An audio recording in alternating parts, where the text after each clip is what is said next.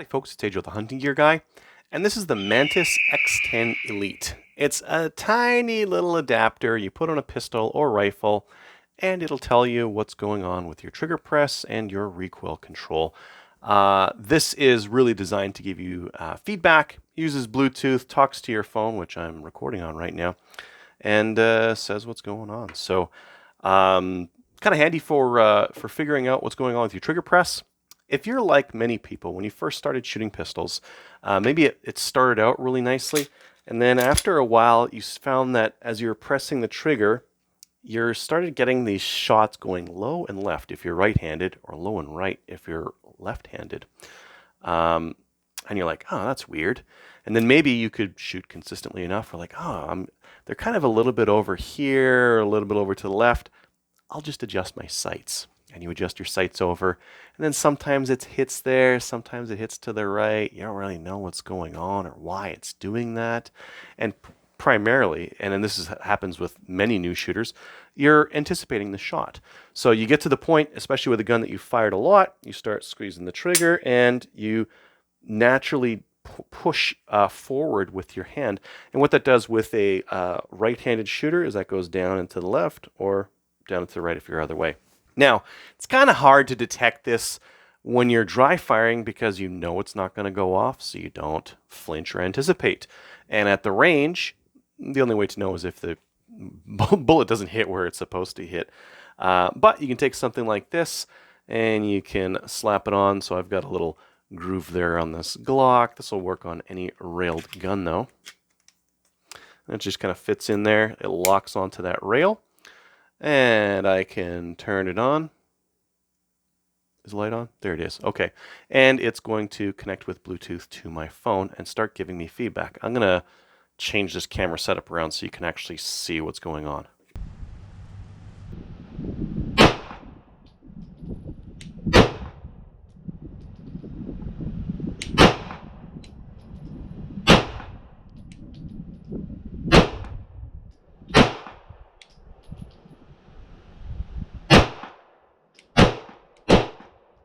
I just want to show you some of the shots I did. I actually had this out at the range, and you can see here the difference in recoil. Now, some of these I did on purpose really loose, and you can kind of see that recoil as it's driving the gun up and to the right. I tried some where I would hold the gun loosely, some where I would hold the gun a little bit more tightly, and you can see what happened with the recoil of the gun. Oh, that one was really loose. Look at that thing. As I shot the gun. So, and as it returns to zero as well. So that's kind of interesting, just from being out at the range, shooting it live with live ammo. You can also see that we can see training. Now this will also tell you what's going on with the gun. If you're a new shooter, I would just say, focus on that trigger press, but this does give you some good feedback. Why don't we go ahead and just get into I'll just do some open training just to make it easy. And I'm dry firing, I'm right-handed, and you can set where this thing is sitting. So right now I've got it forward, and you can see it's calibrated, and I can start. Now I'm going to, make sure that your gun's empty when you do this. My gun's empty. And I'm just going to press it forward, and I'm just going to do a natural jerk with this one. And you can see that it's breaking down to the left. They're saying possible causes, slapping fake trigger. That's one possibility. The one that I'm more familiar with, that I see more often in new shooters, is recoil anticipation. I'm going to try one now, just a nice slow squeeze of the trigger. And you can see there that was a better one. So let's try again. Oh, not so good. Broke it a little bit high there. I'm going to try gripping a little bit harder with my left hand just to make the gun a bit more steady as I pull through.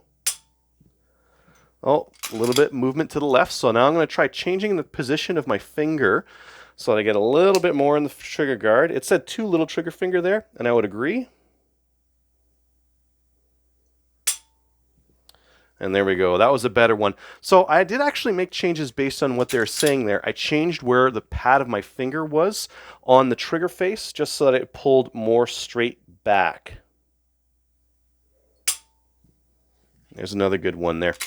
So as you can see there, it did give me some decent feedback there. I was using a little bit too much fingertip, and that was moving the gun to the side. Put my finger a little bit more in the trigger guard, and that gave me the feedback to, or gave me a more straight trigger press down to the rear. There we go.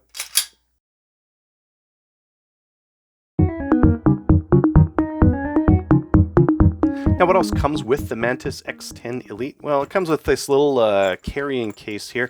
Now, I don't know if you noticed there, but it's got a USB, is that micro? Yeah, micro USB charger on there. It's pretty lightweight, so it should charge pretty quick because I can't imagine the battery is very big in there. Inside the case, we have a couple of different mounting options here. So one of them, I'm just going to show you guys real quick, is this guy here. And basically what that does is put a pick rail so that it can grab onto that, and this will grab onto like a shotgun barrel or something like that. So if you want to put it on a shotgun, that's going to be very quick, or the barrel of something else, I guess. And we've got some different rubber inserts as well, so we could use these along with this clamp to stick it in there and get it on a smaller barrel if possible. Now, incidentally, because we're using bolts that go through here, this will have a little bit of give here as well. So if we need to put it in something a little bit wider, that's possible. We've got a micro USB charging cable, which so I guess it's always good to have a couple of those. And then we've got the hardware to put that clamp on. So all in all, like a nice little case to take it around. Now, should you get a Mantis X10 Elite?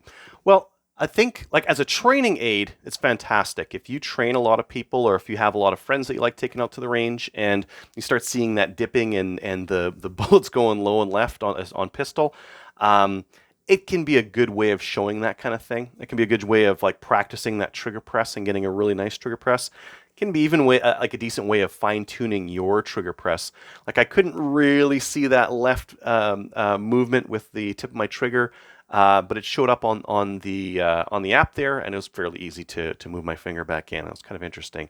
If you shoot with other experienced shooters and you ask them to watch, you might get that anyways. You might get that feedback from them. But if you don't have experienced shooters around you and you need like an aid to kind of tell you where you might want to look or what you might want to try next, it's pretty decent for that.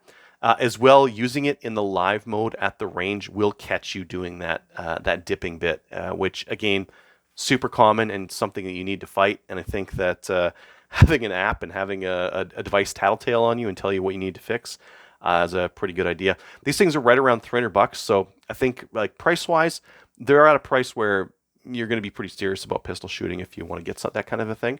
But they do give some pretty good data back. And unlike like the earlier versions of this were like much bigger and bulkier, this is like really small and light. It's not going to change the dynamics of your pistol. You might have to think about what your holster is doing because it's not going to fit with all holsters. But it's quite small and light, and it's going to give you some pretty decent feedback. So definitely take a look. Thanks for watching.